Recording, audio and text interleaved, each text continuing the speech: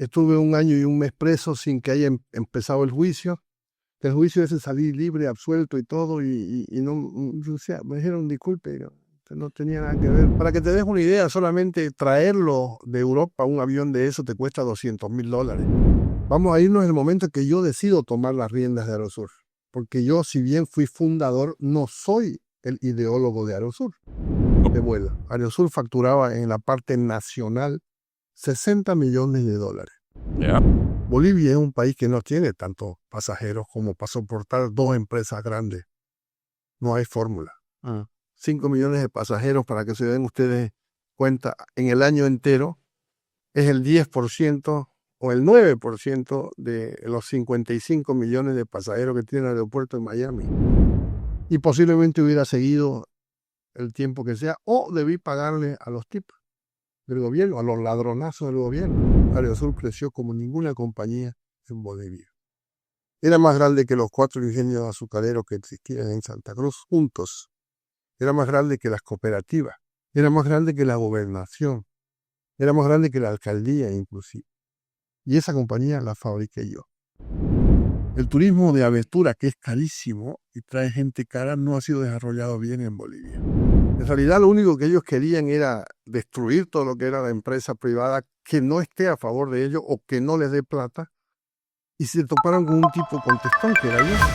Estamos en un nuevo episodio de Capitalistas y esta vez con un invitado súper especial, Humberto Roca, que nos visita. Querido Humberto, ¿cómo estás? ¿Cómo estás? Bienvenido, Humberto. Que está de vuelta por Bolivia ya hace un rato, ¿no? Ya estoy bastante Te he visto, tropicalizado. Te he visto en varios programas por ahí, ¿no? Sí.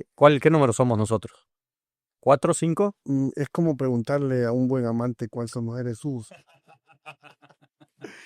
Oye, gracias por aceptarnos la invitación. Antonio Fortún es nuestro otro anfitrión acá. Este programa se llama Capitalistas y nos gusta hablar mucho sobre temas relacionados a economía, temas financieros, emprendimiento, historias interesantes que vamos a hablar ahorita como la tuya. Hablamos de turismo, hablamos de criptomonedas, de todo un poco, ¿ya? Pero es un programa de alto valor que generalmente a la audiencia le gusta bastante, porque hay mucho podcast hoy por hoy que son más faranduleros. Entonces, aquí hablamos de temas interesantes y tu historia es súper interesante. Además que está de moda porque como has vuelto, todos quieren tenerte para que cuentes un poco Gracias. todo lo que fue la historia de Aerosur. También puedo inventarme, ¿no? Si quieren un pedazo. Lo que se haga viral funciona. Lo que se puede hacer viral funciona. Bien. ¿Ya? Entonces, ahí, bueno, el agradecimiento por asistir. No sé si, Antonio, quieres arrancar con algo. Sí, claro, ¿no? Más bien bienvenido. Es un gusto tenerte acá con nosotros para hablar sobre esto. Como decíamos, sí nos va a interesar mucho la historia de qué ha pasado contigo, qué ha pasado, porque hay que verlo con una visión de un emprendedor en Bolivia que ha tenido problemas, ya los vamos a discutir cuáles, cómo, que ha logrado triunfar y que ha tenido, como la mayor parte de los emprendedores del mundo, hemos tenido fallas. Correcto. Y se nos ha ido todo el proyecto al bombo y tienes que reconstruirte. Y eso va a ser parte de las preguntas que para mí van a ser importantísimas entender, porque eso es algo que la gente tiene que entender, ¿no es cierto?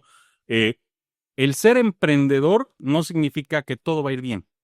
Significa que le vas a poner alma, vida y corazón y que te vas a tropezar 20,000 veces. Y va a haber N veces que vas a tener que recomenzar tu proyecto o abandonar un proyecto muy querido para comenzar otro. Y creo que tú tienes una experiencia muy grande que vas a poder compartirnos y eso va a ser parte de lo que yo voy a querer indagar un poco. Y obviamente, pasado es el pasado, se viene el futuro.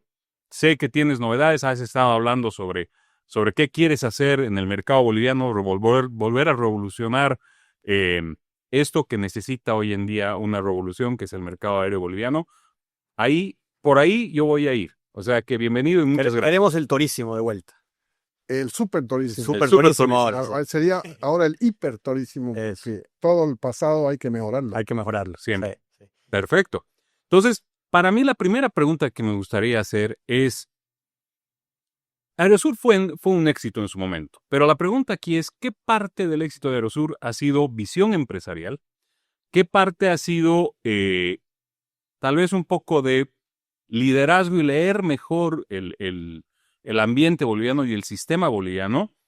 Y digamos la verdad, ¿qué parte ha sido suerte? Porque siempre la parte de suerte de estar en el momento preciso y en el lugar preciso es clave.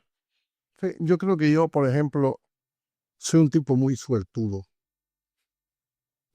No sé si se acuerdan ustedes, seguramente los espectadores no se acuerden. En las revistitas del Pato Donald había el primo Glad con suerte, ese tipo que tenía suerte todo el tiempo. Ese soy yo. O sea, un tipo con mucha suerte y que por supuesto tengo muchos errores y también aciertos. Lo importante es el 51% deben ser aciertos y el 49% tienen que ser errores. Y vas a salir ganando. Exacto. Nadie ha conseguido nunca tener el 100% de aciertos, no existe. En el caso mío, la combinación es osadía, momento y suerte. Ok. Osadía, momento y suerte. Exacto. Hay algunas cosas que uno no maneja, que no hay cómo manejarlas. Y ahí viene lo que se llama la suerte. O si querés, una anticipación sin querer de momentos que no hubieras pensado. Una buena lectura de un mercado propicio, que hay señales. Hay 500 trenes pasan todo el tiempo en tu vida en términos metafóricos. O sea, la vida está llena de trenes que van. El tema es a cuál te subís. Claro. ¿No es cierto? Y ahí hay un montón de análisis, hay un montón de preocupaciones, hay un montón de inseguridades y de seguridades, y te subís a un tren y posiblemente tu análisis haya sido bueno y ese tren te lleva a un puerto hermoso y bueno y podés considerar que tuviste suerte en analizar como debiste analizar o que fue directamente una coincidencia o una suerte. No existe nada que uno pueda emprender que no tenga que tener factores que no dependen de uno, que lo podés llamar suerte. Sí. Pero la suerte viene cuando estás convencido de que vos podés hacerlo. La atraes también, ¿no? Claro. Vos medio que fabricás tu suerte. Por ejemplo, comprarse el número de lotería para ganárselo, eso no es ser boludo. Claro. O sea, vas a perder todo el tiempo de tu vida pensando que te vas a sacar un número de lotería en vez de estar trabajando en algo que sí es una lotería, pero es una lotería que puedes construir. Exacto. Perdón, yo dije boludo, se puede hablar de eso. Aquí podemos decir lo que Aquí podemos decir muchas cosas que no nos permiten. Tranquila. Han estado candidatos políticos aquí insultando al gobierno anterior, así que también se puede. No, y las malas palabras, por suerte, estos podcasts, es internet, nos permite mucha flexibilidad en decir. Bien. Y cuando normalmente nos emocionamos, se nos comienza a soltar un poco más la lengua, o sea que mejor. Sí. Pero entonces, esto de Aerosur, porque Aerosur llegó a tener un éxito increíble, tuvo una ola, un momento clave. Y tú me dices, ok, fue en parte visión, porque veo que hay visión por detrás, en parte momentum, y entender el momentum es saber llegar en el momento preciso. Correcto. No antes, no después, llegar en el momento para aprovechar las circunstancias que se presentaban en ese momento. Pero ahí, y ahí viene mi segunda pregunta, es, ahí tú tienes que haber visto la primera señal de que, a ver, yo ya no estoy solo en el mercado, ya no, y no solamente no estoy solo en el mercado, sino ya no solamente compito con el mercado, compito contra el poder. Bueno, es importante una cosa que para ir un poco más para atrás y construir lo que fue Aerosur, ¿correcto? Vamos a irnos en el momento que yo decido tomar las riendas de Aerosur, porque yo, si bien fui fundador, no soy el ideólogo de Aerosur. Ok. O sea, yo entré porque un señor me dijo, entra a esta compañía, y yo le dije, sí, ¿qué vas a hacer si está el Joy Boliviano, que es estatal y no te va a dejar crecer? Pero me dijo, de la plata que te debo, meterle tanto. Y dije, bueno. Y me metí. Me encantan los aviones. Ojo, soy apasionado de los aviones, soy piloto. Pero de pacotilla, no un piloto, de un pilotillo. ¿Qué has volado? He volado todos los aviones, ¿no? Sin permiso. Pero, o sea, y sin pasajeros. Eran tuyos. Era mío. Claro. Pero era sin pasajeros. Ya. Y yo tenía una cachufleta, le decía, era una Piper Cherokee. Y volaba a ningún lado porque no tenía dónde volar, así que daba vueltas por todos lados, miraba. Decía, una vez le tiré unos 20 vuelos anotando un camino para una catarata que ahora es famosa, que se llama Las Liras, aquí que queda en el Amboró. Ya. Y en esa época no se conocía, pero yo lo había visto del aire, entonces volaba y hacía cartografía aérea con mi papelito anotando por dónde era el camino para llegar en esas épocas, ¿no? Pero he volado todos los aviones que he tenido.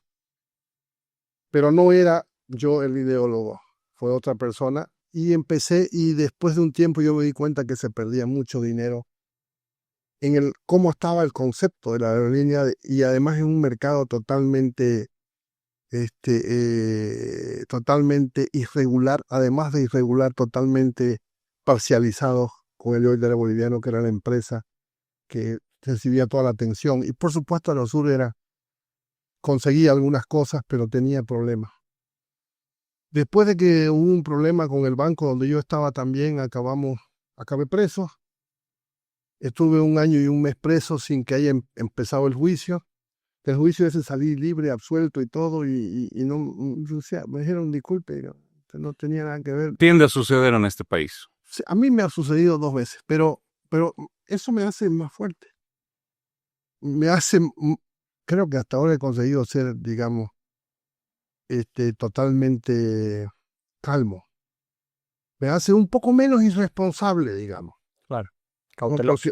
Claro, porque este país hay que ser irresponsable para meterse en las empresas grandes, en parte, por la seguridad jurídica.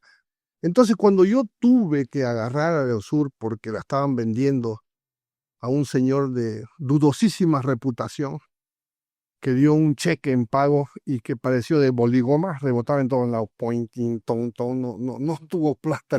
No había cómo cobrar eso. No, ni por el papel, nada, ¿sabes? Era un cheque de boligoma, o sea, de todos lados rebotaba. Y yo decidí tomar las riendas de Aerosur, y eso fue en el año 1997 a finales. Aerosur se fundó en 1992.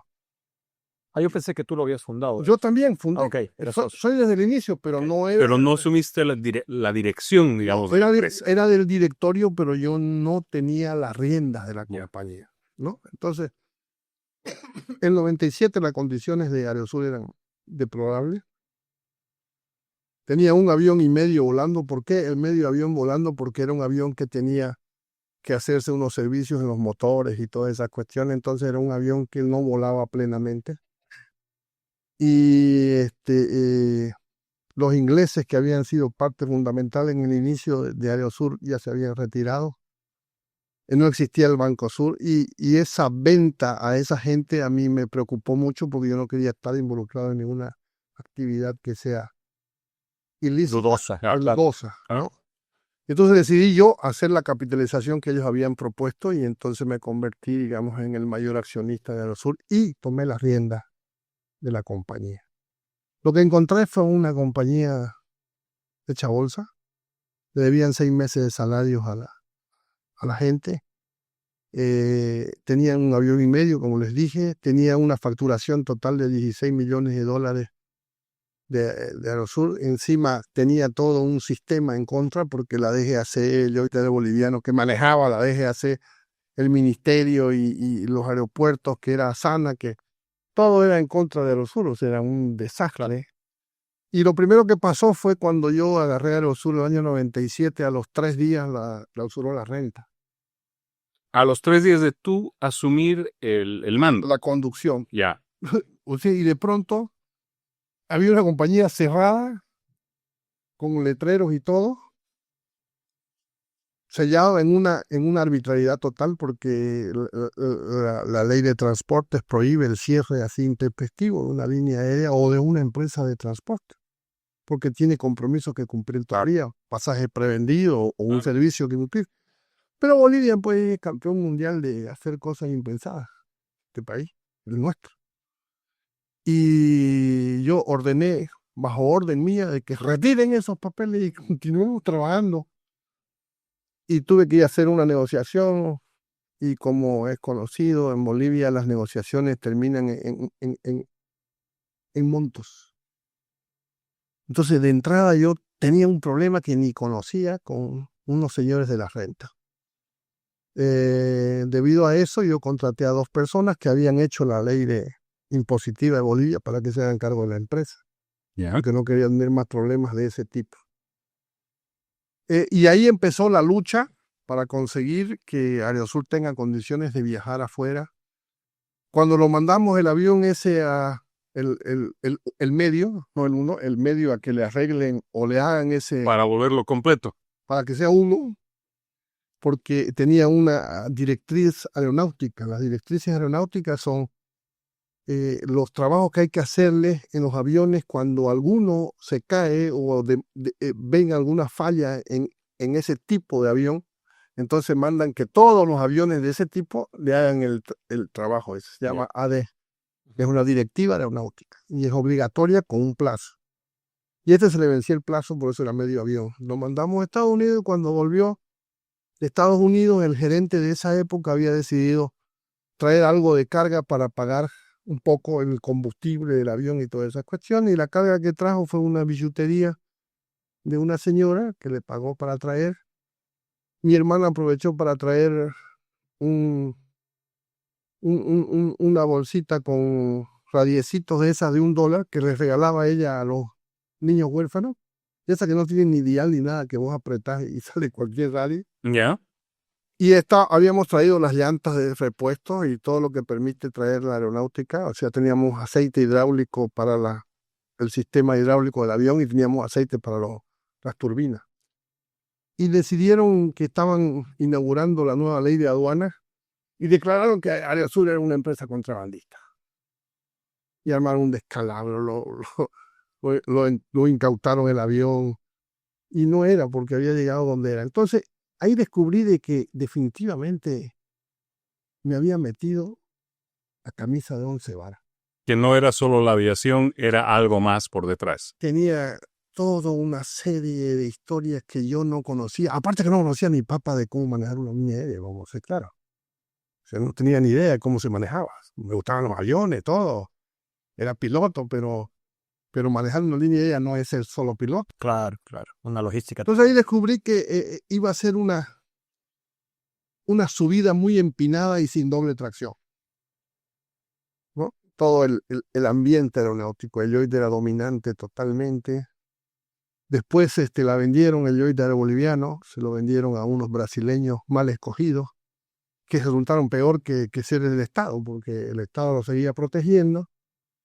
Y nosotros, Aerosur, continuaba luchando.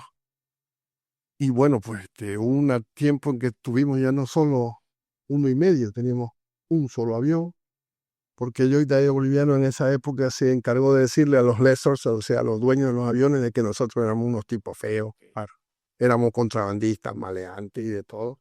Entonces nadie no quería alquilar nada, ¿no? Yeah. Ni un trufi. Y aquí es importante decir que los aviones, son pocas las aerolíneas. En realidad no conozco una aerolínea que sea dueña de todos sus aviones. Sería la aerolínea más tonta. Exacto, porque no es un capital de trabajo que es inútil tenerlo.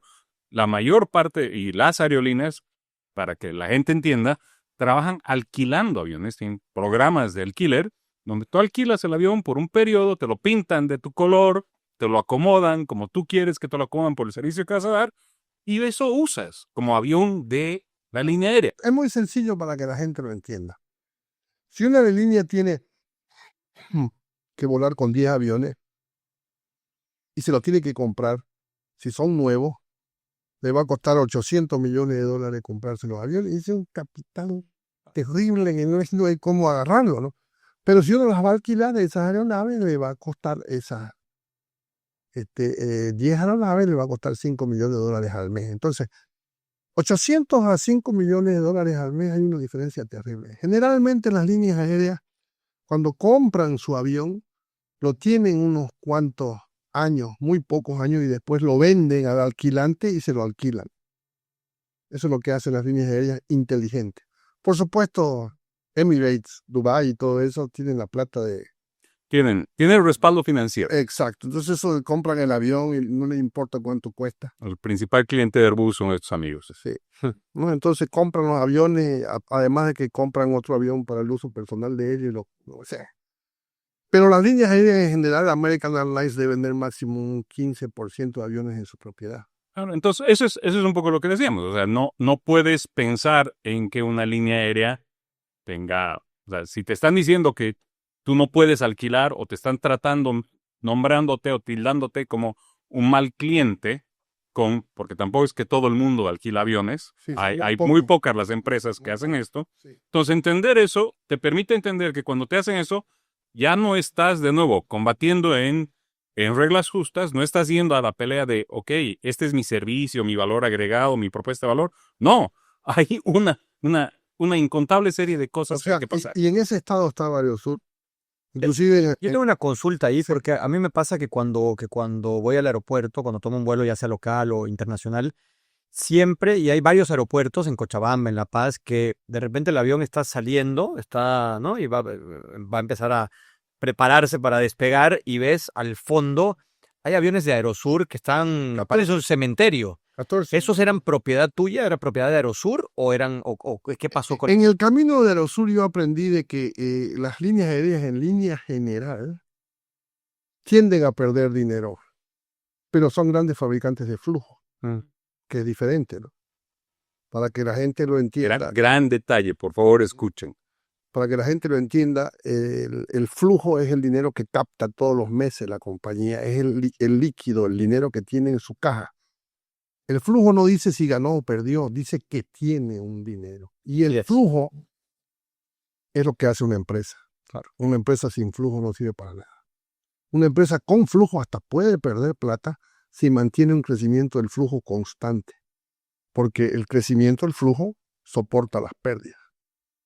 Y en las líneas aéreas el flujo es lo más importante. En todas las compañías en realidad el flujo es importante, pero en la línea aérea más que nada.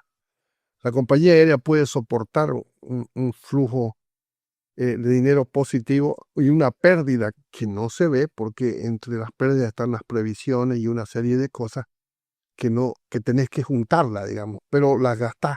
Si tu flujo es positivo, la línea aérea puede durar mucho. Yo entendí que para tener una línea aérea, sobre todo en Bolivia, había que integrar todo lo que existe en la línea aérea. ¿Qué significa integrar? Para que lo entendamos. Hacer todas las actividades en vez de contratar a terceros. Eso, por ejemplo, lo hace ahora el tipo más famoso del mundo que se llama Elon Musk. Integra sus compañías con todo. Claro. Evita contratar terceros. Porque en esa contratación de terceros vos estás dándole el dinero de la utilidad probable de ese tercero y quitándosela a tu compañía. Lo que puede complicar el flujo. Y puede complicarte por su existencia. Lo que hice yo fue integrar y compré aviones. Compré avión y debía un montón de plata. Como nunca he debido. Pero que me cuiden ellos, pues, ¿no? Hacer la historia. Claro. Me cuide al que le debo. Bueno, hay un dicho que lo dice en realidad Elon Musk, y también lo dice, lo dicen los grandes millonarios, que dicen, a ver, si me estás prestando 1,000, 2,000, hasta $1,000,000, bueno, pues el que se tiene que recuperar soy yo. Te vas a prestar 100 millones de dólares, 100,000 millones de dólares, preocúpate vos. Claro. Porque el banco es el que se tiene que preocupar por el problema. Claro. El monto ya es tan grande que, y esto lo dice Elon Musk, porque Elon es el clásico empresario que le debe a todo el mundo y ha crecido gracias a deuda por una deuda inteligente. Pero él dice claramente, o sea, yo ya no me tengo que preocupar. Los bancos se preocupan de que yo pueda pagar la deuda. Claro. Y eso es inteligente. Cuando la deuda está bien manejada, cuando la idea está bien puesta, no le estoy diciendo endeudense y cárense. No, pero hay que entender. Es la famosa deuda nueva, que es la tendencia. Pero es lo cierto, o sea, para crecer, y eso es la bolsa de valores, no hay empresa que no crezca si no se endeuda. Así es. Te endeudas con la bolsa, con la banca, te endeudas como sea. Y esto para crecer, integrarse, necesitas plata porque hay que comprarlo de algún lado. Claro, nosotros compramos los aviones, por supuesto, a deuda. Tuvimos suerte. Más suerte. Tuvimos suerte, ¿en qué sentido? Mira, esto sí es suerte, pero es una mala suerte que para nosotros fue buena suerte. Me gustó eso. Es que es muy sencillo. Estábamos buscando aviones para comprarnos nosotros los aviones porque nadie los quería alquilar. Entonces queríamos comprarnos los aviones. Y los aviones que estábamos buscando valían como 7.9 millones de dólares en esa época, en el año 2000, 2001. Y unos avioncitos locos se chocaron con las Torres Gemelas. Y la aviación se cayó. ¿No? Y esos aviones que costaban 7.9 pasaron a costar 3.6. Eso 2 por 1, joven. Claro, eso es suerte. Sí, eso es suerte. Eso es suerte, nadie pensó. No había qué ibas a leer para que eso... No hay lectura y no hay ni anticipación ni nada. Y la aviación cayó en una crisis terrible porque Estados Unidos paró todos sus vuelos durante unos cuantos días. La gente no quería volar, todos estaban con miedo de que haya un árabe queriendo chocarse con cualquier cosa que pille. Y México, que fue donde compramos los aviones a Mexicana de Aviación, paralizó también la mayoría de sus vuelos porque eran a Estados Unidos. No se olviden que en Estados Unidos viven en este momento 35 millones de mexicanos. Entonces hay un tráfico terrible entre los dos países y son parte de la aviación mexicana. Y en ese momento desaparecieron esos pasajeros, desapareció todas las restricciones de Estados Unidos a los ingresos, era terrible. Y hubo una crisis y nosotros entre medio buscando aviones y estaban sobrando y los de Mexicana andaban más yesca que nosotros. O sea, andaban más líquidos. Y entonces le hicimos un trato interesante por una miseria de plata, sacamos 6 aviones y quedamos en deuda con ellos por hartos millones de dólares, que en esa época eran un montón de plata. Ahora ya no es tanto, es medio michi ya la deuda ahora. Pero en esa época... En esa época sí era... Era montonera y lo más chistoso, cuando vinieron a firmar el contrato donde yo era el garante, me dio un infarto. ¿Me infarté? O sea, eso era genético. Mi padre se murió de 60 años de un infarto jugando tenis. Y yo a los 44 años después del maltrato de mi mujer. No, esa es mentira, no.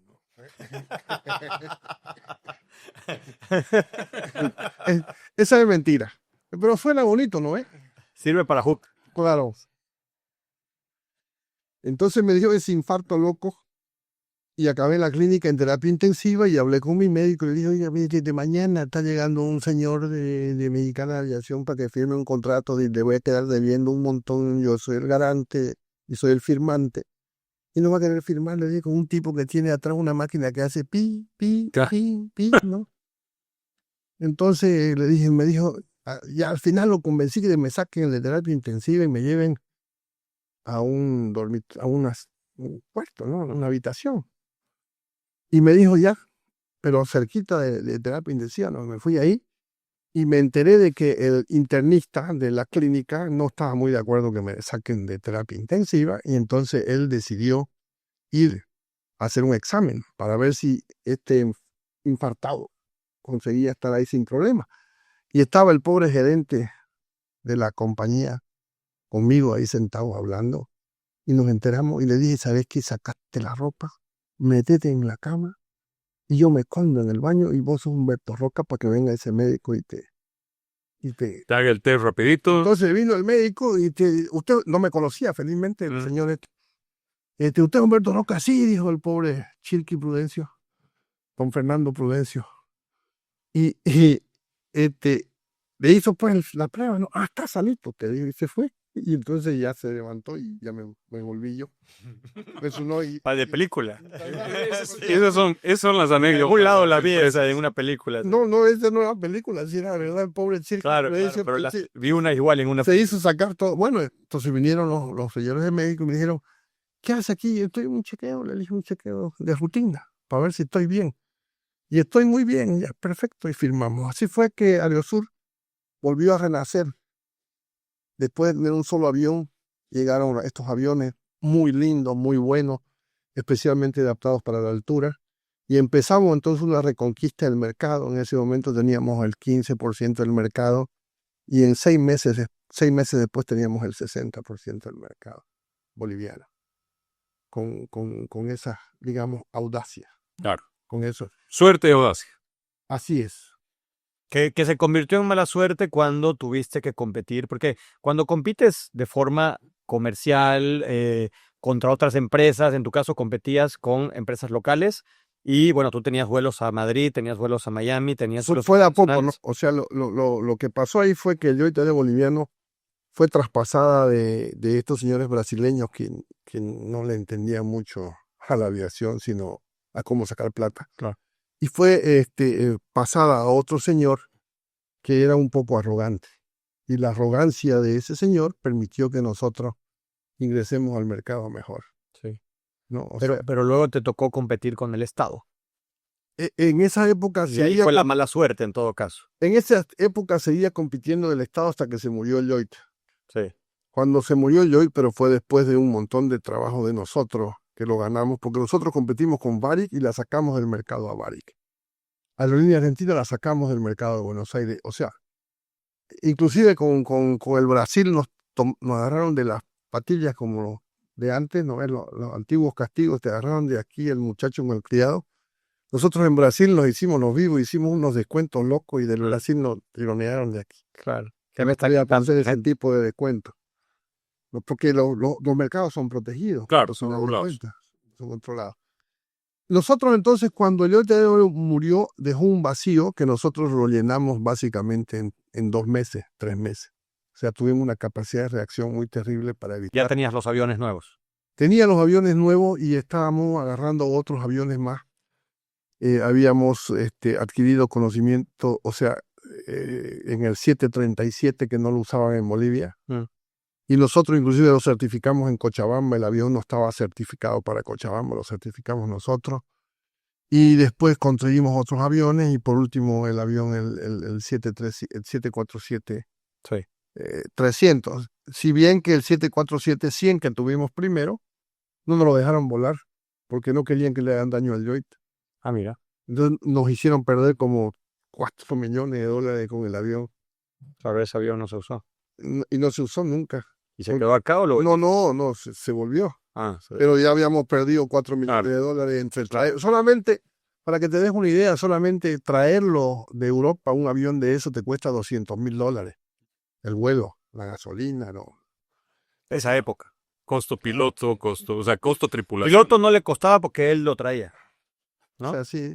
¿Alguno trajiste? ¿Alguno? No. Era solamente dañino que volaba cuando le hacían las pruebas. Ya. Yo lo que quiero entender, ¿en qué momento hubo ese quiebre? Porque luego tuvimos un gobierno terrible que ha hecho mucho daño durante 20 años. Tal vez no vamos a entrar tanto en política, pero sí hubo un momento donde te han perjudicado directamente. O sea, yo diría que llamarlo gobierno a eso es mucho. Es mucho buen término, ¿no? Mucho buen término. Eran unos ladrones. Sí. O sea, eran unos ladrones que andaban disfrazados de políticos y de funcionarios. En realidad lo único que ellos querían era destruir todo lo que era la empresa privada que no esté a favor de ellos o que no les dé plata. Y se toparon con un tipo contestón que era yo. Claro. O sea, yo contestaba todo. Ese fue el tema, ¿no? Que o sea, no has permitido que se hagan las cosas como... No les ofrecí plata. Exacto. No les ofrecí plata porque no necesitaba ofrecerles plata porque todo era construido por mí. No era... Y el mercado en el momento era tuyo. Totalmente mío el mercado. Y además a ellos les enojaba mucho la imagen corporativa que tenía Aerosur, ¿no? De responsabilidad social. Entonces era una imagen muy fuerte y no entraba en su discurso que una empresa privada tenga condiciones de hacer lo que hacía Aerosur. No te olvides que los mayores de 80 años viajaban gratis, cero, no pagaban ni un peso. Tuvimos que restringir los viajes a Europa y a Estados Unidos para esos señores si no iban con compañía, porque una vez se subió un viejito y llegó a España y se bajó del avión y dijo, ya llegué a España. Y le dijo, ¿a dónde va? A ningún lado. Yo quería saber si podía venir a España. Y usted no está en España. O sea, el tipo estaba en España. Tuvimos que alojarlo porque teníamos cada 2 días vuelo para volvernos. Entonces decimos, no, los viejitos que viajan a Estados Unidos, o en Estados Unidos era más difícil porque necesitaban visa, pero en España no necesitaban visa. O sea, en ese momento no necesitábamos, teníamos el libre acceso. Exacto, entonces decidimos de que todas esas personas tenían que ir con alguien. A él no se le cobraba nada, pero alguien tenía que acompañarlo. Entonces, esa imagen corporativa de una empresa privada que tenía una función social, además de transportar, no les caía bien al gobierno. Y peor, pensaron de que yo era candidato a alguna cosa. Entonces dijeron, y lecturaron... Hay que anularlo a este señor. Lecturaron que tenía algún porcentaje de aceptación. Entonces decidieron, es un campo de porra que no sirve, mejor hagámoslo de una vez. Y entonces la creación de MOA no era una necesidad o una falta. Fue cómo destruimos a este tipo. Y la aviación es muy sensible. Es muy sensible porque Bolivia es un país que no tiene tantos pasajeros como para soportar dos empresas grandes. No hay fórmula. 5 millones de pasajeros, para que se den ustedes cuenta, en el año entero es el 10% o el 9% de los 55 millones de pasajeros que tiene el aeropuerto de Miami. El aeropuerto, no la ciudad. Y estamos hablando de todo el tráfico boliviano. 5 millones es todo el tráfico boliviano. ¿Nacional o incluyes internacional? Todos los bichos que se suban, hasta las ratas que se suban al avión, son 5 millones. Ya. Y entonces aquí, y esto es bien interesante porque todo el mundo dice, deberíamos tener más líneas aéreas, ¿por qué no entran todos? ¿Por qué no tener cielos abiertos que todo el mundo pueda competir? Aquí hay un dato que poca gente sabe. No va. No hay negocio para tantos. No, y además tiene un problema terrible. Las normas y las reglas de la aviación boliviana son favorables siempre a la empresa del Estado. Porque Bolivia nunca ha tenido una política aeronáutica del Estado, sino ha tenido una política aeronáutica de la línea aérea del Estado. Entonces, no hay forma de que haya una competencia que no sea desleal entre una compañía que pertenece al Estado y una compañía privada. Siempre va a ser desleal, empezando de los fondos, ¿no? Claro. O sea, el la gasolina, ¿quién te la abastece? O sea, tienes un montón de más que, porque, ¿cuáles son los gastos principales? Porque esa iba a ser una de mis preguntas. ¿Cuáles son los grandes gastos de una aerolínea? Porque la gente tiene que entender eso. La mano de obra es la menos. La mano de obra en Bolivia debe estar en torno al 15 al 20%, porque los salarios son malos, digamos, en términos internacionales. En la aviación más o menos el 80% es dólar. Es dólar. El avión no se paga en boliviano. Ni la serie B. Peor esta serie. De los billetes. Yo estaba pensando en los aviones. Ni la serie B que se ha caído en el alto. ¿No? Sí, ni esa serie consigue pagar. Es en dólares. Los repuestos son en dólares, el combustible es en dólar. Todo es en dólar. El sistema de reservas es en dólar. Todo lo que significa entonces. Y Bolivia tiene las tarifas que son dictadas por la ATT ante la superintendencia sin ningún estudio real de las tarifas. Entonces la única ruta rentable de Bolivia es La Paz-Santa Cruz y todas las demás es en pérdida. O sea, en otras palabras, esas rutas subvencionan las otras rutas. ¿No? Pero como la empresa del Estado tiene un bolsillo largo como de payaso, entonces no tiene problema. Pierde y pierde, al final de cuentas. Claro. Pero la empresa privada no, le cobran todo y le sacan el fondo. Y entonces, dos empresas aéreas que compitan en el mismo mercado en Bolivia, una va a morir. Ese es un buen dato. En las reglas actuales. En las reglas actuales. ¿Y qué tendría que pasar para que las reglas cambien y haya una posibilidad de que el gobierno boliviano decida hacer una política aeronáutica del Estado? ¿Qué es lo que quiere el Estado con su aeronáutica? El Estado quiere que no haya líneas aéreas privadas, pues bueno, entonces haga su línea aérea y cumpla con todo lo que dice que tiene que cumplir. Si quieren que haya líneas aéreas privadas, debe agarrar y dejar de subvencionar a la línea aérea del Estado. Parte número uno, hacerla como si fuera de verdad una compañía separada del Estado, y tiene que deshacer pues esa historia de que el gerente o el presidente de la compañía aérea o el gerente, lo que se llame, lo que quieran llamarlo, está en el mismo lugar del director de la ATT, en el de Nabol, el de todas, porque son parte del ministerio. Entonces tenemos ahí que el árbitro, el juez de línea, el del VAR, todos funcionan ahí. ¿Y para quién funciona? Para los otros.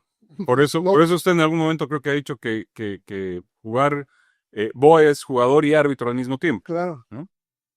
Funciona todo el mismo, se junta en el mismo directorio. Entonces, y por último, si no tiene plata para la gasolina, no le paga. En cambio, las compañías privadas o pagan o no vuelan. En el caso de Aerosur le cobraban en el ala. No era un pagaré, era o pone plata o no vuela. Así de sencillo. Y antes de pasar a qué hay que hacer, una última pregunta del pasado tal vez, porque hay que entender que en los negocios hay que tener la visibilidad de decir, ok, esto fue lo que me pasó, tuve grandes éxitos, pero al final quebré o se cerró. Pero no quebré. Se cerró la empresa por X o Z motivo. Y aquí quiero entender dos preguntas. Ya. La primera es, ¿qué parte de lo que le pasó a Aerosur, mano al pecho, fue culpa de ustedes? Porque, de la empresa. Porque entendamos de que hay un tema de una competencia desleal, entendemos toda la historia y todo lo que nos estás contando, la entendemos mejor. Nada. Pero también hay que pensar, nada. ¿qué hicimos mal? ¿Qué yo hice mal. Ya. La empresa, nada. La empresa no tuvo ningún error. Al final la empresa facturaba 286 millones de dólares, que en esa época era el 2.5, 2.6% del PIB boliviano.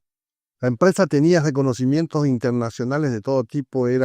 Tenía, por ejemplo, la certificación IOSA, que en esa época solamente habían 120 líneas aéreas en el mundo con esa certificación. Nunca tuvo un accidente, 0 muertos, 0 accidentes, 0 de todas esas historias. Tenía la certificación europea, la norteamericana, la asiática. La única que no sacamos es la africana porque no había dónde ir ahí, digamos. Pero tenía todas las certificaciones, tenía un sistema de vuelos espectacular, tenía un sistema de comercialización buenísimo, tenía los diseños de los aviones que ahora todos han copiado, pese a ser una empresa Mitsi a nivel mundial, porque una empresa con 15 aviones es chiquitita a nivel mundial. Era gigante para Bolivia, pero terriblemente pequeña para el mundo. Pero igual así hicimos historia con los diseños y todas esas cuestiones. Ahora todas, si se fijan, todas las líneas aéreas tienen 1 o 2 aviones con diseños. Pero yo cometí el error posiblemente de no callarme. Ya. Ese fue un error. O sea, debí hacerme el sueco y mirar para el cielo y no decir nada. Y posiblemente hubiera seguido el tiempo que sea, o debí pagarle a los tipos del gobierno, a los ladronazos del gobierno. Esa no sé si es una opción, eso va a depender de las personas y por lo que veo no pasa por ti. No. Entonces, no es. El callarse sí puede ser porque esa es una opción. Sí, pero el no decir nada es lo que pasa es que yo he procurado en todos los negocios que he hecho de diferentes rubros nunca estar cerca del Estado, porque el Estado es corrupto. Los estados latinoamericanos son corruptos. No, el Estado es corrupto por naturaleza. Sí, entonces... El poder llama corrupción. Entonces yo he intentado hacer todos los negocios que hago fuera del ámbito gubernamental. Y yo tengo un problema serio contra el poder, ¿ya? Por eso es que digo esto. O sea, para mí el tema de cualquier persona que está en poder por elección o por dedo, es un posible corrupto. Bueno, con los salarios que les pagan, como por no eso, va a ser corrupto, pero si un problema. No hay meritocracia, muchas gracias. No hay meritocracia, no hay carrera, no hay visión, no hay continuidad. Entonces, no nos vamos a meter en política, pero gracias por responderme esa pregunta, porque para mí es importante entender cuando la gente, mucha gente cuando fracasa, y me ha pasado porque he tenido negocios que han fracasado, lo primero que dices, no, es que me jugaron mal. Dices todo lo que te ha pasado, pero que tú no has hecho. Aquí te lo voy a explicar en número. Te voy a hacer el número. Aerosur llegó por fin al equilibrio de la parte nacional de vuelo. Aerosur facturaba en la parte nacional $60 millones. Ya. Por 1,000 y tantos vuelos al mes. $60 millones. Y de esos 60 millones le costaba producir esos 60 millones de dólares como 58 millones. O sea, tenía $2 millones de excedente porque había conseguido al fin hacer un sistema donde la subvención de las rutas que eran rentables pasen la plata a las rutas que no eran rentables, y se consiguió ese equilibrio después de un montón de estudios y de intenciones y de todas las cuestiones. Cuando BOA inicia su actividad, lo primero que hace es descuenta el 50% de los pasajes. Cuando descontas el 50% de los pasajes, vos estás obligado a descontar porque si no, no te compran. Ese descuento del 50% de los pasajes, más la prohibición de que vuelen los funcionarios públicos en Aerosur, hizo que Aerosur deje de percibir $20 millones. O sea, lo que antes recibía 60, empezó a recibir 40. Pero el costo de producción de eso continuó en lo mismo. De 58 bajó un poquito porque voló menos y entonces le costaba 56, pero facturaba 40. Entonces tenía 16 millones de dólares de pérdida. Entonces eso es mala suerte ya. O intencionalidad de quebrarte. Claro. Y BOA fue hecha para eso. Al final no les interesaba un comino si perdían o no dinero a ellos. Lo que querían era destruir esta compañía y sabían el método para destruirla. Y era ese. En la parte internacional nosotros continuábamos teniendo una buena performance, pero no alcanzaba para cubrir los 16 millones de dólares que significaban los vuelos nacionales que se perdían. Y entonces, no hay mística. Entonces yo decidí realizar una estrategia que era casi nada nacional y todo internacional. Apenas los puntos que eran necesarios para hacer un relleno de la gente que iba hacia Estados Unidos. Para alimentar tus rutas internacionales. Una alimentación, básicamente las rutas nacionales para la internacional, y cambiar totalmente la estrategia para empezar a volar dentro de Europa, en Estados Unidos. Por ejemplo, empezamos a volar de Miami a Cuba, Miami, La Habana, Nueva York, La Habana, y dejamos un avión allá. Compré un warehouse, un galponzote grandote de 15,000 metros cuadrados para hacer carga internacional, no en Bolivia. O sea, empezamos a hacerlo. ¿Y qué hizo BOA? Empezó también a volar internacionalmente y a ponernos, por ejemplo, nos cortaron la ruta de Miami a Cuba porque no permitió la DGAC que sigamos volando. Como aerolínea registrada en Bolivia. Claro, porque de todas maneras el registro era boliviano. Uh-huh. Okay. Entonces, parecía mentira en las reuniones que teníamos con la FAA, que es la versión de la DGAC de Bolivia. Los que lo defendían eran los norteamericanos. Y los bolivianos nos sacaban en fundia. O sea, entonces, ¿qué hizo Mar Aerosur? Tener muchos sucesos. Crear otra tendencia. Demostrar que era diferente la aviación y que podía hacerse. Y eso no les gustó. Perfecto. Ahora sí veamos el futuro.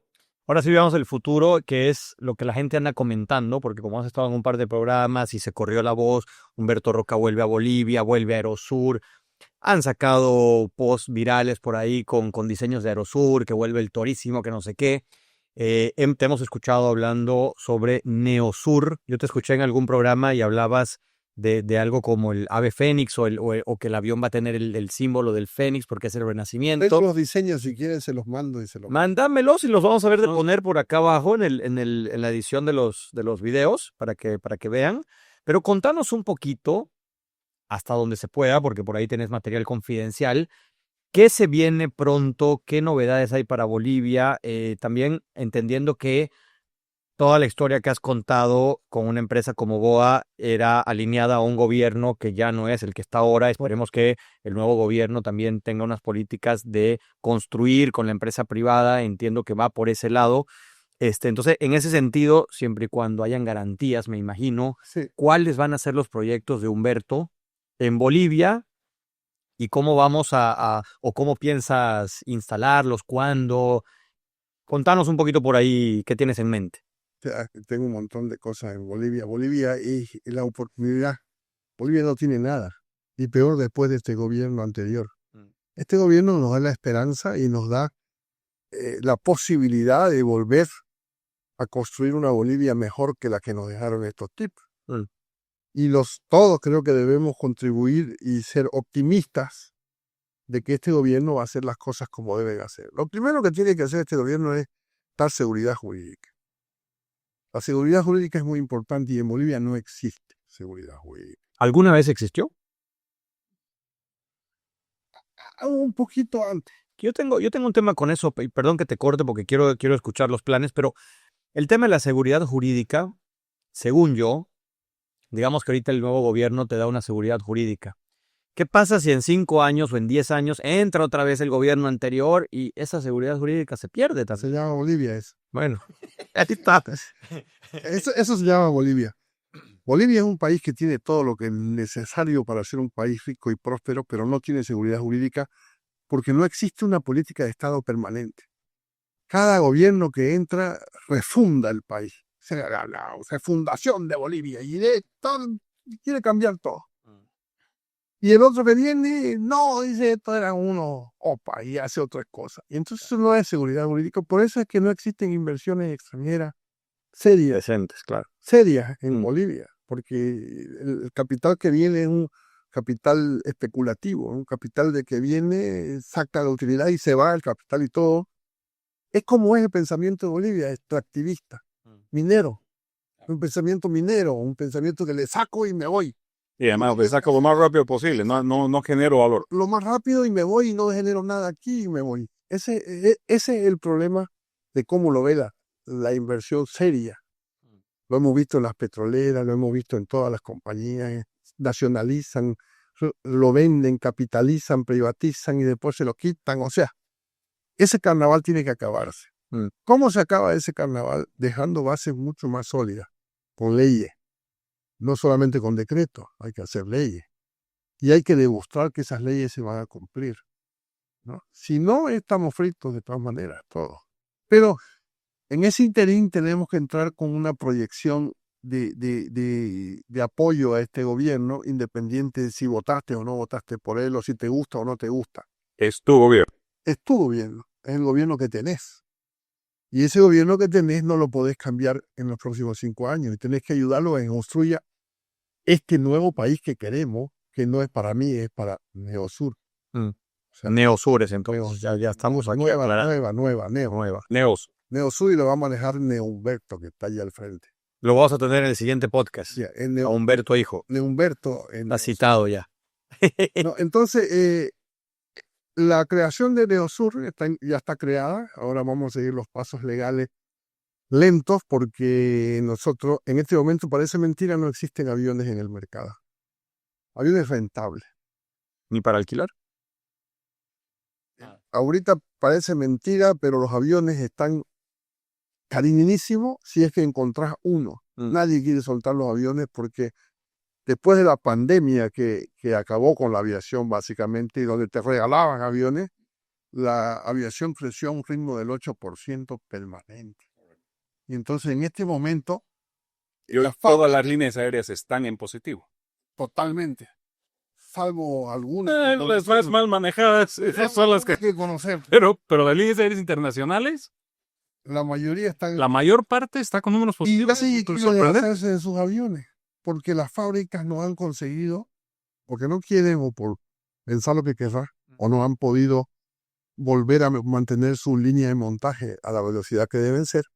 No ha conseguido producir los aviones que tendría que haber producido. Vos te vas ahorita a Boeing o a Airbus y le decís, toma 80 o 100 millones de dólares que vale un avión 737 de esos que vuelan aquí, o un A320, y te lo entregan, si Dios quiere, en el 2030. Sí, y están con retraso de bastantes años. Por eso, la cola de espera es... El 2030, si es que, como no hay esos aviones y la aviación ha continuado creciendo, han tenido que usar todos los aviones que habían guardado o medio archivados. En este desierto que había antes, en el Mojave, que ahí guardaban, ahí parqueaban los en desuso. Ahí se parquean los aviones que por alguna razón no lo estaban usando o los pensaban usar después.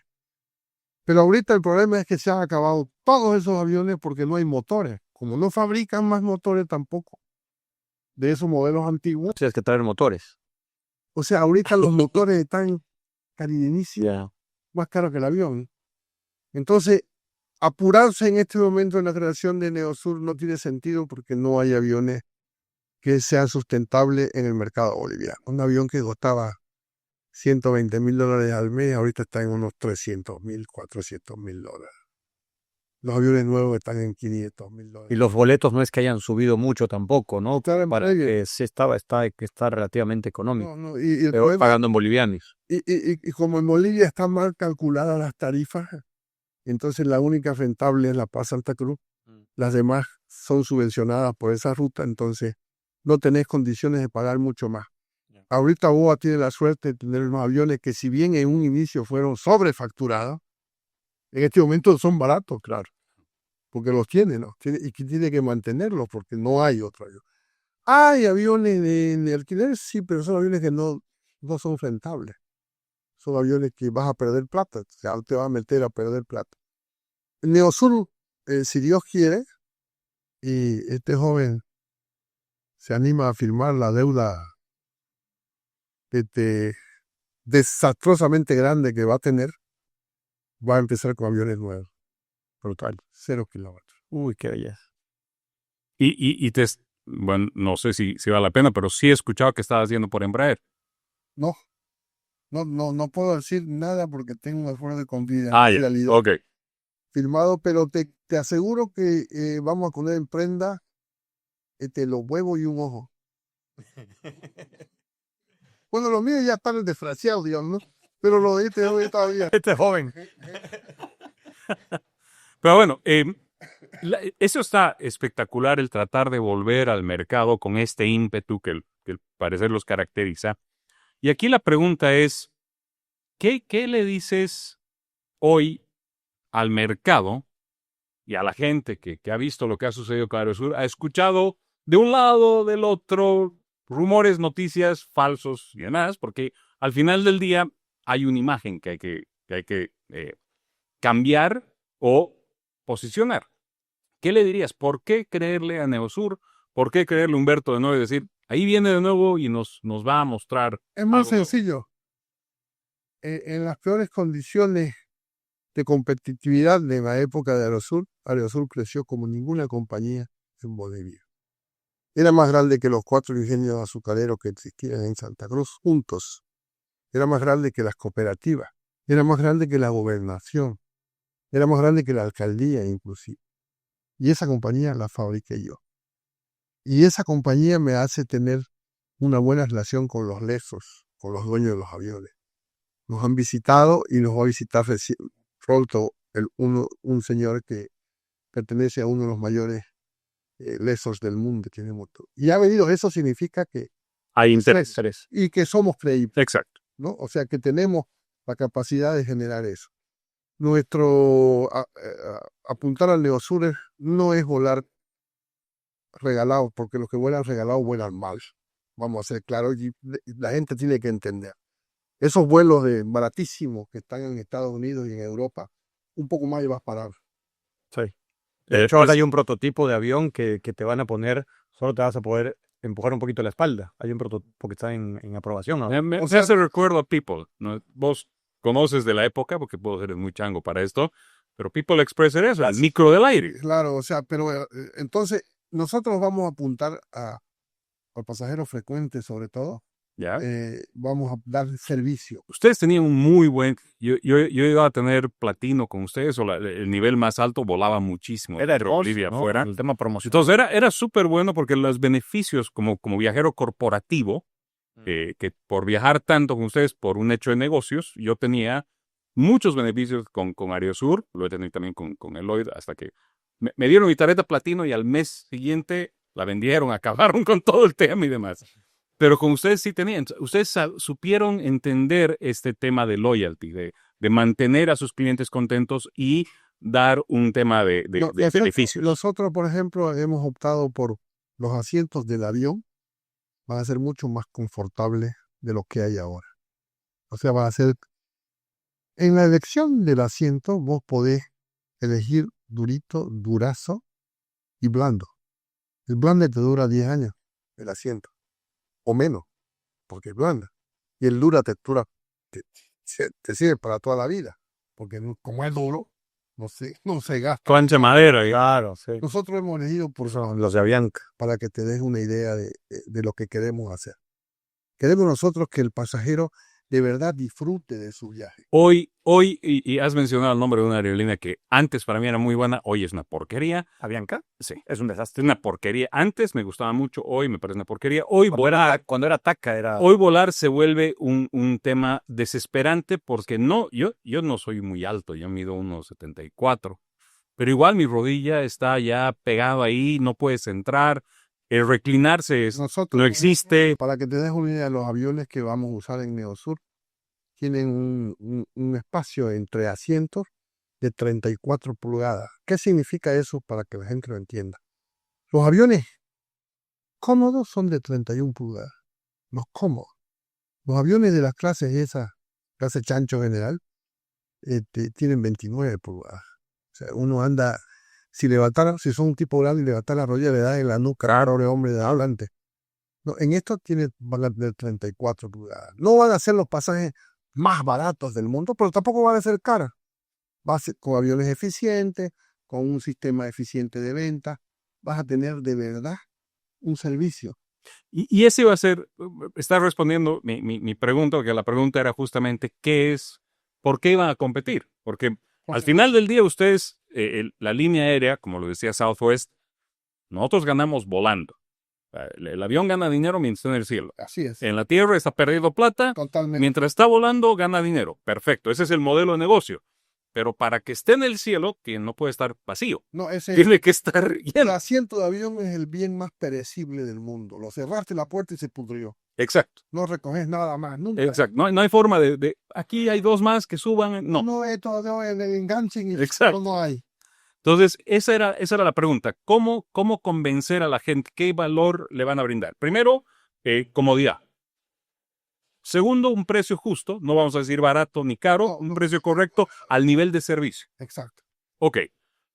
Aviones modernos, nuevos, para tener seguridad de que no vas a estar aterrizando, que te caiga el techo, te salga esto, revienta la llanta. Ese otro concepto erróneo. Un avión nunca es viejo. No, estoy de acuerdo. Pueden volar 50 años sin problema. Por ejemplo, los aviones. Pero la percepción y el miedo que puede generar un avión que de repente aterriza y se mueve, es mal mantenido. Puede generar miedo a las personas. No, es que ese está mal mantenido. ¿No? Claro. Un avión viejo. Claro. Esa es la diferencia. Sí. Es mal mantenido. Es mal mantenido. Hay aviones viejos que son mucho más seguros que los nuevos. Sí. El otro día es un avión de 25 años. 80% de sus componentes ya se lo cambiaron. Estás volando en un avión que tiene los componentes nuevos. Te queda 20% de ese avión que había. Del original. Del original. Entonces, si vos haces un buen mantenimiento, si mantienes una parte interna bien hecha, es el avión más seguro del mundo. Porque es un avión que ya se le conoce todos los defectos que puede tener, ¿no? En un avión nuevito, no es que sea inseguro, pero es un avión nuevo. Igual prefiero el nuevo. Pero no te vas a dar cuenta si está bien mantenido por dentro. Claro. El tema es que no todo está bien mantenido. Le haces un overhaul completo a la parte interna. Y parece pues de lujo. Y es nuevito. Y te entras al avión y no sabes porque le vas a mirar las turbinas, son todas así redondas y suenan, son así igualito. Y punto, ¿no? Qué bueno que estás aquí como invitado, porque yo vivo, y tú que sabes todo sobre los aviones, yo siempre tengo ese tema de que a veces me subo a aviones que los veo o mal mantenidos o medio antiguos y me da miedo. Si se le cae un pedazo del techo que está mal mantenido, tenés que desconfiar. Si suena todo tenés que desconfiar, alguna cosa han puesto mal o alguna cosa no son tan Estos aviones, te voy a hacer preguntas ya que tal vez no tienen tanto el foco, pero me interesa saber. Hay aviones que yo veo y me asomo y tienen varios motores. Hay aviones que solo tienen 2 motores grandes, ¿no? De hecho, estos aviones más grandes que hay, que vuelan a Europa desde acá y todo, tienen dos motores gigantes. ¿Qué pasa si un motor se apaga de esos? ¿Te voy a contar un chiste? Porque yo cuando veo que tienen 6 motores, digo, bueno, si se apaga uno, hay 5. Creo que el avión sigue volando. Son preguntas algo muy mío.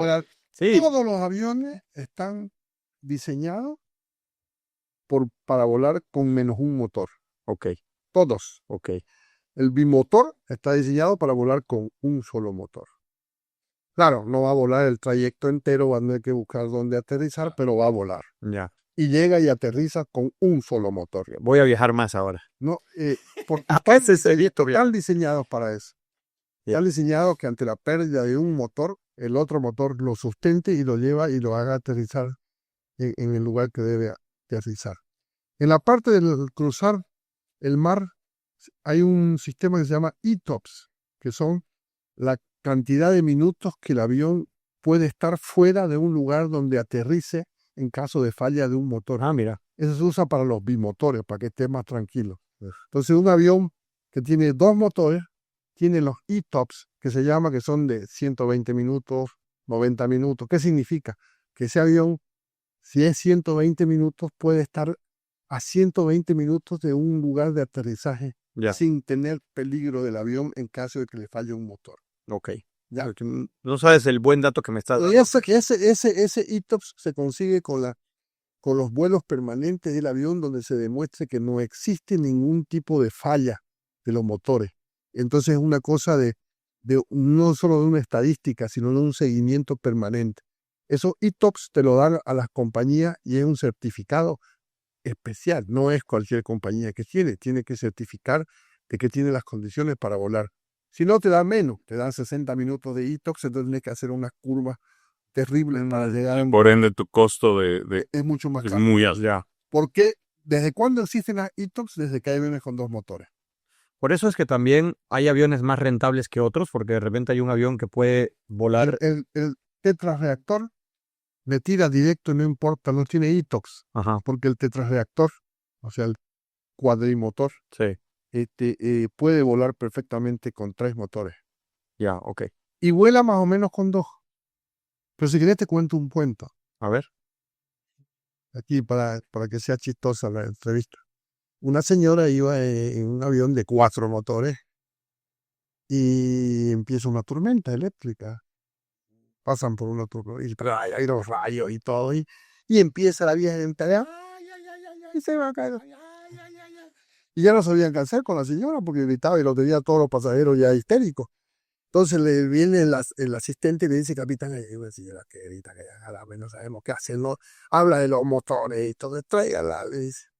La lleva a la cabina y le dice, ¿qué le pasa, señora? Yo estoy preocupada, dice, porque ¿qué pasa si le cae un rayo al motor y lo frega?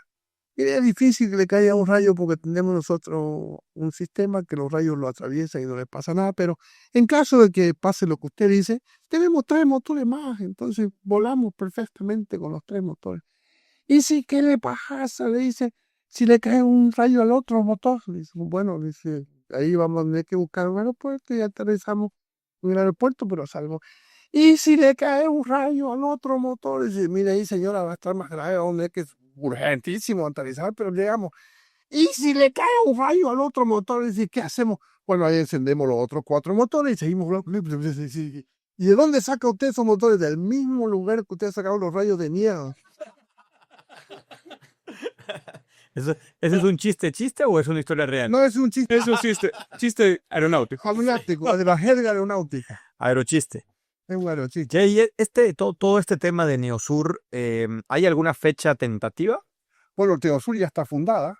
Sí. Y ya está en proceso. Como compañía está en avance. Y está en procesos va a empezar la certificación, hay que enviar, terminamos de hacerla administrativamente y envía una carta a la DGAC pidiendo el inicio de su certificación. Incorporación, claro. De su certificación. Tiene que certificar, tiene que mostrar que puede manejar aviones.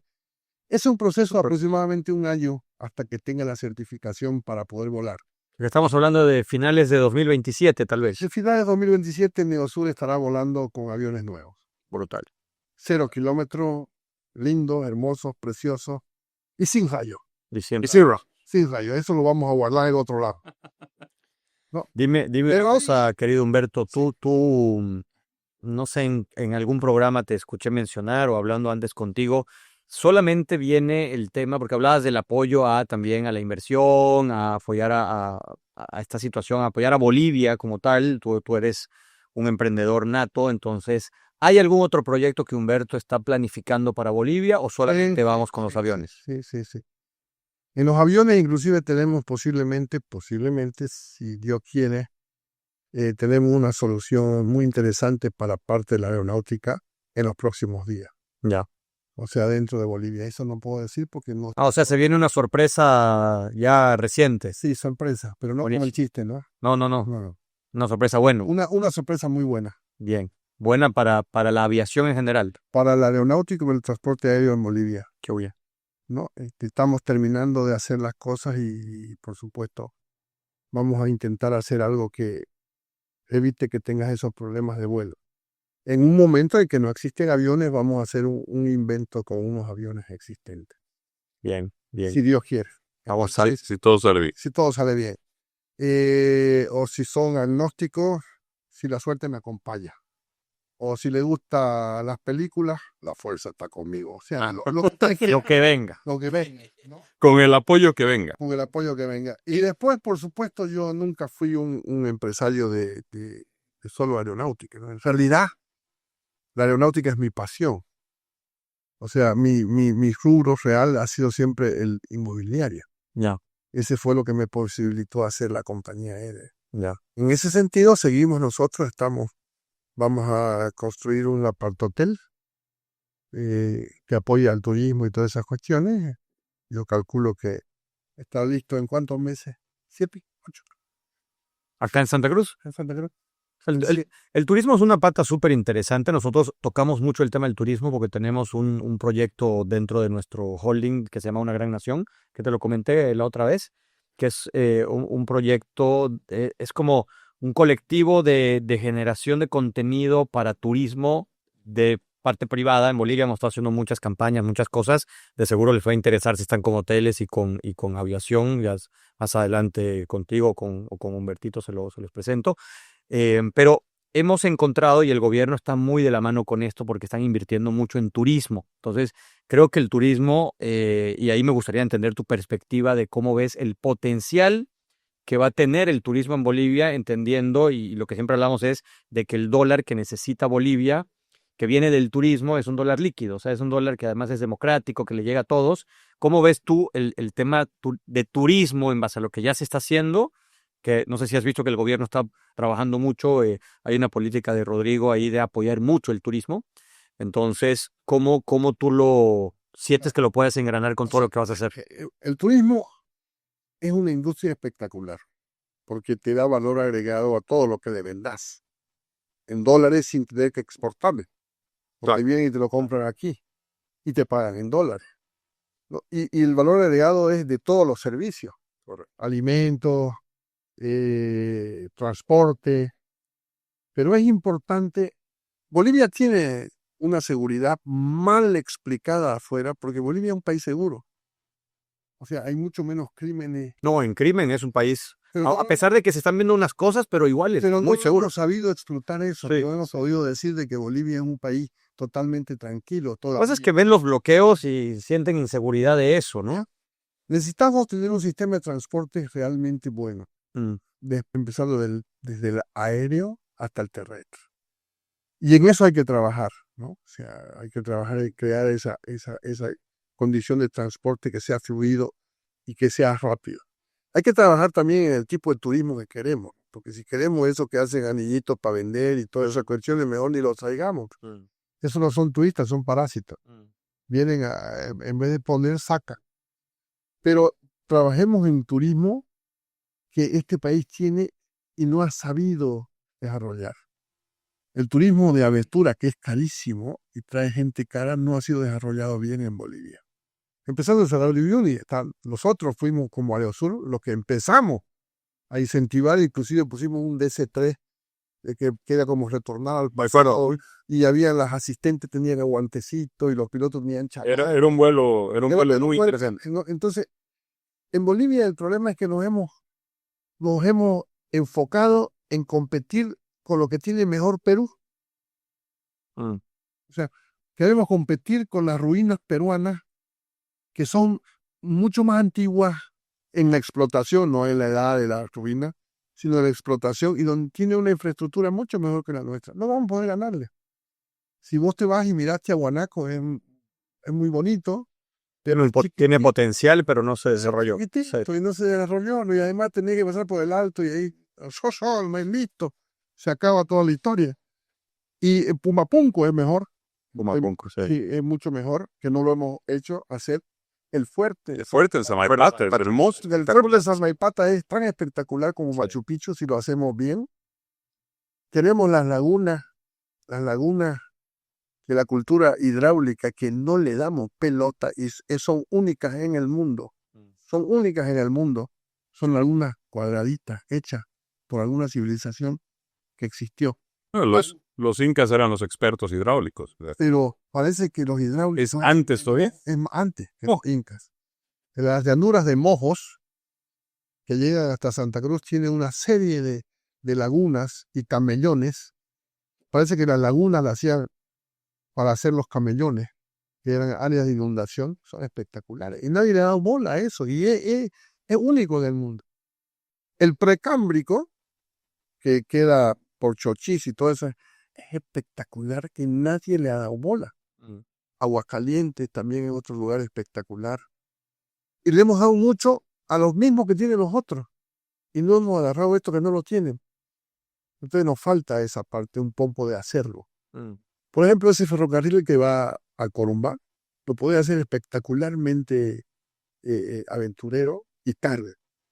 ¿No? Hace un trencito que te dé un montón de cosas diferentes. Experiencial. Que sea turismo de experiencia, exacto. Tiene que ser turismo de experiencia. Entonces vos te podés...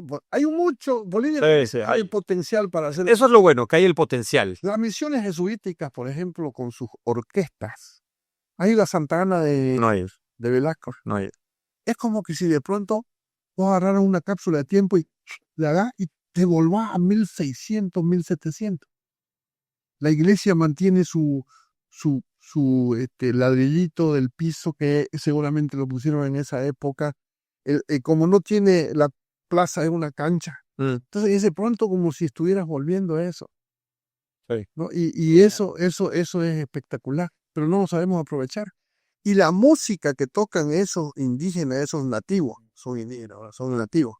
Esos nativos con sus violines hechos por ellos y sus flautas, es espectacular. Sí. Y eso no hay en ninguna parte de Sudamérica, ni de América Latina, porque son misiones vivas todavía de lo que eran antiguamente. Entonces, en eso también vamos a entrar nosotros en la parte un poco de turismo, porque es complementaria a la aviación.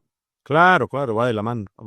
Pero también tenemos la parte que nos pensamos que es interesantísima, que es la exportación de alimentos con valor agregado hacia Estados Unidos, en esta vuelta que ha tirado Estados Unidos hacia América Latina y hacia Bolivia, dejándole solamente 10% de aranceles, mucha dosis, para no aprovechar. Claro. Entonces, pensamos nosotros en hacer una compañía aérea de logística, de que lleve y traiga productos de Estados Unidos, algunos productos frescos, o sea, con viajes todos los días de carga, ¿no?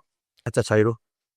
El Achachairú, por ejemplo, que ya entró en Estados Unidos, ahí en Florida, ahorita hay como 50 hectáreas de Achachairú sembradas. Wow. Y tiene la ventaja de que es en julio el Achachairú se da allá y acá en noviembre. Sí, De noviembre, entonces tenés para hacer todo el tiempo Achachairú. Brutal. Y cada Achachairú lleva de $1. Claro. Entonces el precio aquí a 10 pesos al 100. Sí. ¿No? No, es el tema de la fruta igual. He quedado con los dientes destemplados de tanto Achachairú.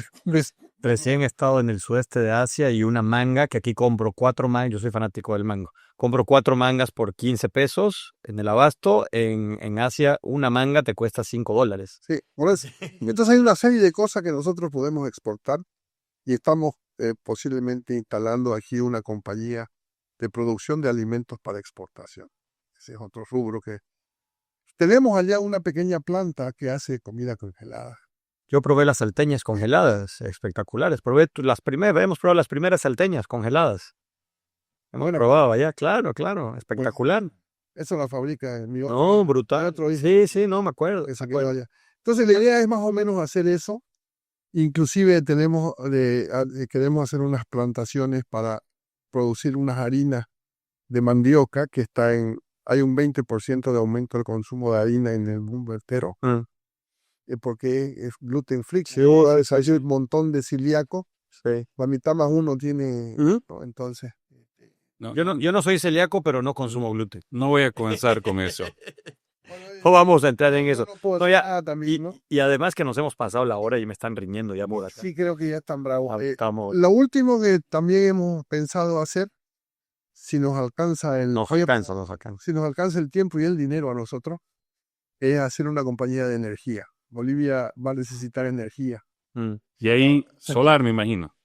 Energía. En general. De que eso lo comenté yo en un video hace poco. O sea, uno de los temas que tenemos hoy día es el Alto es el lugar de mayor exposición solar que hay.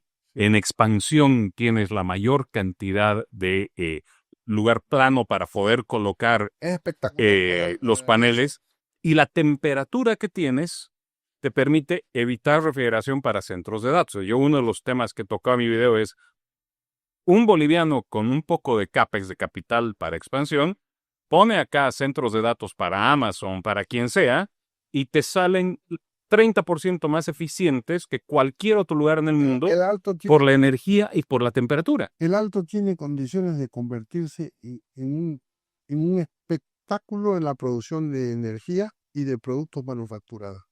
Porque la mano de obra es buena. Sí. El problema es de que, otra vez, es la seguridad jurídica. Correcto. ¿Hasta qué momento vas a aguantar la inversión? Y si que te venga alguien y te diga que venda no sé qué y te saque la infundia. Aquí viene mi última pregunta para cerrar el programa. ¿Se puede construir una gran empresa en Bolivia sin padrino político? ¿Qué debo responder? La verdad. La verdad, lo que tú envisionas, porque para mí esta es una pregunta que lamentablemente hay que hacerle en Bolivia. Espero que este gobierno no sea necesario un padrino político. En el anterior no necesitaba un padrino, necesitaba un cómplice. Padrino político es ponerle un nombre muy bonito. En el anterior gobierno, o vos tenías cómplices o no funcionaba. O tú eras el cómplice. Exacto. Claro. En este gobierno espero que se acabe eso, porque lo que se necesita es reglas claras, lo que siempre he pedido yo. En las reglas claras vamos a hacer lo que te dice la regla. Y si las reglas son malas y vos haces lo que dice, pero son claras. Y son para todos. Exacto. Que eso es lo importante. Son para todos. Eso, para todos, porque el problema es de que en el anterior gobierno y en algunos gobiernos anteriores al anterior. Las reglas eran para algunos, se doblaban un poquito para otros. Exacto. Eso es lo importante, reglas claras. Humberto, muchísimas gracias por tu tiempo. Ha sido un gusto. Nos podríamos quedar más tiempo hablando. De hecho, es el programa más largo de las 2 temporadas que hemos hecho. Nos hemos pasado del Facebook, pero es porque son muchos temas interesantes que podemos seguir, ¿no? Un rato, podríamos seguir. Pero a mí me agradaría, pero ya nos han mirado con cara de ya no hay baterías, ya no hay nada. Las cámaras se quedan sin batería, entonces. Pero sí quisiéramos volver a invitarte, porque nos gustaría tocar otros temas. Yo tenía 10, de hecho 6 de las preguntas que tenía pensadas. Tengo otra lista de 20 más que me gustaría hacerte. Cuando ustedes quieran, siempre y cuando les sirva a ustedes. Y aquí hacemos 2 espacios para que traigas un invitado tuyo. Tú eliges a quién. A un invitado. A un invitado tuyo hacemos. Ustedes me dicen en qué rubro y yo les traigo el mejor de ese rubro. Buenísimo. Y discutir. El rubro que ustedes quieran. Esperamos que te haya gustado el show, el tipo de programa. Tratamos de... Cuando hay buena onda en esto, la idea es que lo tomen igual en su casa. Cuando quieras comunicar algo, quieras decir algo, aquí lo trabajamos, lo editamos. Pero les voy a pedir una cosa para que yo vuelva. Sí. Tienen que leer mis libros. ¿Cuál libro? Yo he escrito 4 libros. ¿Hay que leer los 4 o uno en especial? Es que los 4 son una saga. Bueno. En realidad era un solo libro que son 6. Ya. Lo he hecho en 6 porque nadie va a leer un libro de 1200 páginas. Ya. No solo lo vamos a leer, sino que lo vamos a poner aquí para también mostrar. Pero lo tienes solo en físico, lo tienes en digital, lo podemos bajar en... Tengo en físico, he hecho 4. Inclusive ya hice el lanzamiento aquí en la Casa de la Cultura de 3. Tuve mucha suerte porque fueron como 600 personas. ¿Eso fue reciente? Sí. Pueden hacernos llegar alguna copia para exponerlo también acá en el programa. Y todo. Recién he terminado de imprimir el 4º libro y son libros que narran una historia ficticia, que puede ser verdadera, de la historia de este pueblo contada como debería haber sido contada y no como se contó. Pero en realidad hay 3 capas de la historia. Una que es la saga, que es la historia de Drácula, que llega a Santa Cruz misteriosamente. A chupar la sangre. Bueno, eso chupaba, ¿no? Claro. ¿O no? Hay otros que chupan otras cosas. Sí. No hay que ser mal pensado. No hay que... Pero si son mal pensados, tienes razón. Él decide ser mortal y para eso hace unas cosas para ser mortal y su tatara nieto decide ser inmortal. Entonces toda la historia se basa en que Drácula quiere morirse, al final se muere, y el nieto, el tataranieto quiere ser inmortal y todo el tiempo se la pasa buscando cómo se hace para ser inmortal. Pero en esa historia pasa por la historia de Santa Cruz. O sea, las historias reales, verdaderas. Y el libro se llama La extraña historia del doctor Sápula, el primero. La saga completa se llama La Gran Vía. Y están escritos en voceo Canva. No están en tú ni en usted. En voceo Canva, que no significa que es folclórico. El voceo Canva tiene la diferencia de que es imperativo, que era usado por los mozos, era usado por la servidumbre. Entonces no había opción, era venir, andar, comer, traer, o sea, imperativo. En ese voceo está escrito todo el libro.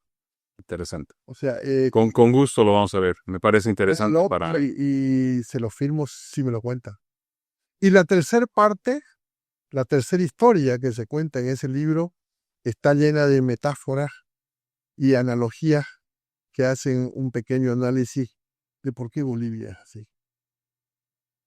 Me parece súper interesante. ¿Y lo encuentra la gente dónde? En el Ateneo y en la Casa Melchor, por ahora, y después en otras librerías. Y todo el dinero que resulte después de pagar los costos de producción va a ser para la oncología. Buenísimo, brutal. Lo vamos a estar, no se pierdan. Y realmente si hay un centro que necesita urgente ayuda es el centro oncológico. Sí, eso estamos. Así que véanlo, se van a divertir y van a conocer la historia de este pueblo. Perfecto.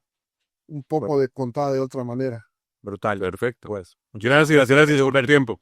Gracias a ustedes, muy amable. Cuando quieran, estoy aquí de nuevo. Buenísimo. Gracias por venir. Señor. Dankeschön.